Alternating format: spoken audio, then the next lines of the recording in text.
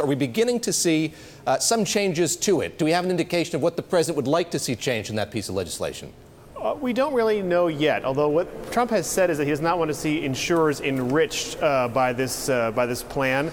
And there already is language in the bill that basically directs the cost-sharing reduction payments to benefit consumers. So it's unclear exactly how Trump would be mollified in this instance. His budget director earlier signaled that he wants to use this for some kind of grand bargain with Democrats to get the border wall funded. So there is a sense that they are looking at a bigger deal toward the end of the year, and that they're kind of playing that hand at this point.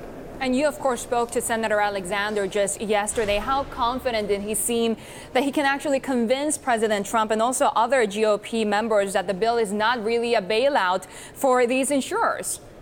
Well, yes, Alexander and Trump have become phone buddies. They're continuing to talk. He just talked to each other again last night, according to Alexander, and they continue to try to work through this. But Alexander said to me and others that this bill will become law by the end of the year. And that's why we have a big piece on Bloomberg News talking about how everything is getting piled onto this year-end spending bill. The government needs to be kept open after December 8th when the current stopgap expires, and this issue of cost-sharing reduction payments for Obamacare, along with immigration, along with the wall, are all getting piled on that. And there's many people who are worried that that could end up collapsing, resulting in a government shutdown. Eric, let's start by focusing on the week at hand. We can pull back and talk about the rest of the year after that. When you look at this week, I imagine you and your colleagues are swilling coffee, awaiting what's likely to be an all-night debate here over that budget resolution.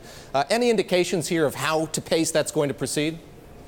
Well, typically it does take a whole process called vote-a-rama to get a budget through. The minority party is allowed to offer unlimited amendments to sort of embarrass Republicans. There are a lot of issues out there, such as police brutality, gun violence, that they could offer painful amendments and then come back later in a campaign ad and say, hey, you voted against this or for this.